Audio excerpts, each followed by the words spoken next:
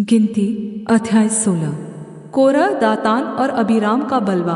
कोरह जो लेवी का परपोता, कहात का पोता और यिसहार का पुत्र था, वह एलियाब के पुत्र दातान और अबीराम और पेलेत के पुत्र ओन, इन तीनों रूबेनियों से मिलकर मंडली के 250 प्रधान जो सभासद और नामी थे, उनको संग लिया।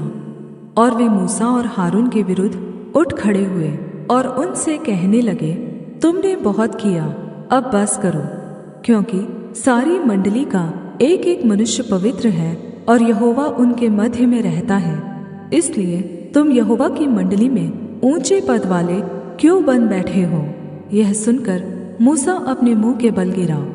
फिर उसने कोरह और उसकी सारी मंडली से कहा, सवेरे को यहोवा दिखा देगा कि उसका कौन है और पवित्र कौन है, और उसको अपने समीप बुला लेगा।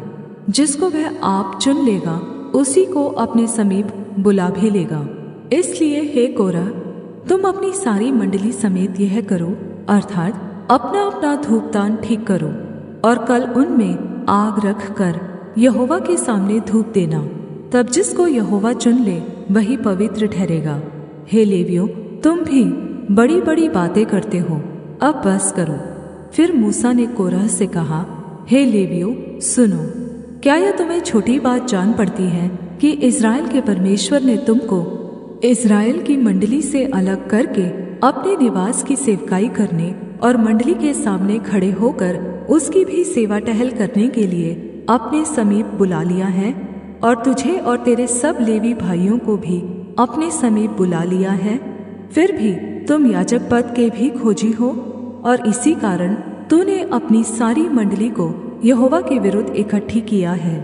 हारून कौन है कि तुम उस पर बड़बड़ाते हो? फिर मूसा ने एलियाब के पुत्र दातान और अबीराम को बुलवा भेजा, परंतु उन्होंने कहा, हम तेरे पास नहीं आएंगे। क्या यह एक छोटी बात है कि तू हमको ऐसे देश से जिसमें दूध और मधु की धाराएं बहती है, इसलिए निकाल लाया है कि हमें जंगल में मार डाले? फिर क्या तू हमारे ऊपर प्रधान भी बनकर अधिकार जताता है? फिर तू हमें ऐसे देश में जहाँ दूध और मधु की धाराएं बहती हैं नहीं पहुँचाया, और न हमें खेतों और दाख की बारियों का अधिकारी बनाया। क्या तू इन लोगों को धूल डालेगा? हम तो नहीं आएंगे। तब मूसा का कोप बहुत भड़क उठा, और उसने यहोवा से कहा, उन लोगों की भेंट की ओर दृष्टि न कर। मैंने तो उनसे गधा भी नहीं लिया, और न उनमें से किसी की हानि की है। तब मूसा ने कोरह से कहा, कल तू अपनी सारी मंडली को साथ लेकर हारून के साथ यहोवा के सामने हाजिर होना, और तुम सब अपना अपना धूपदान लेकर उनमें धूप देना। फिर अपना अपना धूपदान, जो सब समेत 250 होंगे, यहोवा के सामने ले जाना। विशेष करके तू और हारून अपना अपना धूपदान ले जाना। इसलिए उन्होंने अपना अपना धूपदान लेकर और उनमें आग रख कर उन पर धूप डाला, और मूसा और हारून के साथ मिलाप वाले तंबू के द्वार पर खड़े हुए। और कोरह ने सारी मंडली को उनके विरुद्ध मिलाप वाले तंबू के द्वार पर इकट्ठा कर लिया। तब यहोवा का तेज सारी मंडली को दिखाई दिया। तब यहोवा ने मूसा और हारून से कहा, उस मंडली के बीच में से अलग हो जाओ, कि मैं उन्हें पल भर में भस्म कर डालूं। तब वे मुंह के बल गिरकर कहने लगे, हे परमेश्वर, हे सब प्राणियों के आत्माओं के परमेश्वर, क्या एक पुरुष के पाप के कारण तेरा क्रोध सारी मंडली पर होगा? यहोवा ने मूसा से कहा, मंडली के लोगों से कह कि कोरह, दातान और अबीराम के तंबुओं के आसपास से हट जाओ। तब मूसा उठकर दातान और अबीराम के पास गया, और इस्राएलियों के वृद्ध लोग उसके पीछे पीछे गए। और उसने मंडली के लोगों से कहा, तुम उन दुष्ट मनुष्यों के डेरों के पास से हट जाओ, और उनकी कोई वस्तु न छुओ। कहीं ऐसा न हो कि तुम भी उनके सब पापों में फंसकर मिट जाओ। यह सुनकर लोग कोरह, दातान और अबीराम के तंबुओं के आसपास से हट गए।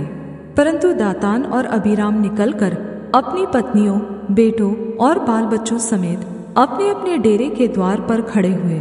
तब मूसा ने कहा, इससे तुम जान लोगे कि यहोवा ने मुझे भेजा है कि यह सब काम करूं, क्योंकि मैंने अपनी इच्छा से कुछ नहीं किया। यदि उन मनुष्यों की मृत्यु और सब मनुष्यों के समान हो और उनका दंड सब मनुष्यों के समान हो, तब जानो कि मैं यहोवा का भेजा हुआ नहीं हूँ। परंतु यदि यहोवा अपनी अनोखी शक्ति प्रकट करे और पृथ्वी अपना मुंह पसार कर उनको और उनका सब कुछ निगल जाए और वे जीते जी अधोलोक में जा पड़े, तो तुम समझ लो कि इन मनुष्यों ने यहोवा का अपमान किया है। वह ये सब बातें कह ही चुका था कि भूमि उन लोगों के पांव के नीचे फट गई और पृथ्वी ने अपना मुंह खोल दिया और उनको और उनके समस्त घर बार का सामान और कोरह के सब मनुष्यों और उनकी सारी संपत्ति को भी निगल लिया, और वे और उनका सारा घर बार जीवित ही अधोलोक में जा पड़े, और पृथ्वी ने उनको ढांप लिया और वे मंडली के बीच में से नष्ट हो गए। और जितने इस्राएली उनके चारों ओर थे, वे उनका चिल्लाना सुन यह कहते हुए भागे, कहीं पृथ्वी हमको भी निगल न ले। तब यहोवा के पास से आग निकली और उन 250 धूप चढ़ाने वालों को भस्म कर डाला। धूपदान। तब यहोवा ने मूसा से कहा, हारून याजक के पुत्र एलियाजर से कह कि उन धूपदानों को आग में से उठा ले और आग के अंगारों को उधर ही छितरा दे, क्योंकि वे पवित्र हैं। जिन्होंने पाप करके अपने ही प्राणों की हानि की है, उनके धूपदानों के पत्तर पीट पीट कर बनाए जाए, जिससे कि वह वेदी के मढ़ने के काम आए, क्योंकि उन्होंने यहोवा के सामने रखा था, इससे वे पवित्र हैं। इस प्रकार वह इस्राएलियों के लिए एक निशान ठहरेगा। इसलिए एलियाजर याजक ने उन पीतल के धूपदानों को, जिनमें उन जले हुए मनुष्यों ने धूप चढ़ाया था, लेकर उनके पत्तर पीटकर वेदी के मढ़ने के लिए बनवा दिए, कि इस्राएलियों को इस बात का स्मरण रहे कि कोई दूसरा जो हारून के वंश का न हो, यहोवा के सामने धूप चढ़ाने को समीप न जाए। ऐसा न हो कि वह भी कोरह और उसकी मंडली के समान नष्ट हो जाए, जैसे कि यहोवा ने मूसा के द्वारा उसको आज्ञा दी थी। हारून द्वारा लोगों की रक्षा। दूसरे दिन इस्राएलियों की सारी मंडली यह कहकर मूसा और हारून पर बुड़बुड़ाने लगी, यहोवा की प्रजा को तुमने मार डाला है। और जब मंडली के लोग मूसा और हारून के विरुद्ध इकट्ठे हो रहे थे, तब उन्होंने मिलाप वाले तंबू की ओर दृष्टि की और देखा कि बादल ने उसे छा लिया है और यहोवा का तेज दिखाई दे रहा है। तब मूसा और हारून मिलाप वाले तंबू के सामने आए। तब यहोवा ने मूसा और हारून से कहा, तुम उस मंडली के लोगों के बीच से हट जाओ, कि मैं उन्हें पल भर में भस्म कर डालूं। तब वे मुंह के बल गिरे। और मूसा ने हारून से कहा, धूपदान को लेकर उसमें वेदी पर से आग रख कर उस पर धूप डाल।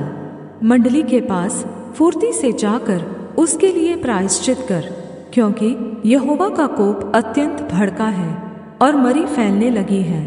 मूसा की आज्ञा के अनुसार हारून धूपदान लेकर मंडली के बीच में दौड़ा गया, और यह देखकर कि लोगों में मरी फैलने लगी है, उसने धूप जलाकर लोगों के लिए प्रायश्चित किया। और वह मुर्दों और जीवित के मध्य में खड़ा हुआ। तब मरी थम गई, और जो कोरह के संग भागी होकर मर गए थे, उन्हें छोड़ जो लोग इस मरी से मर गए, वे 14,700 थे। तब हारून मिलाप वाले तंबू के द्वार पर मूसा के पास लौट गया, और मरी थम गई।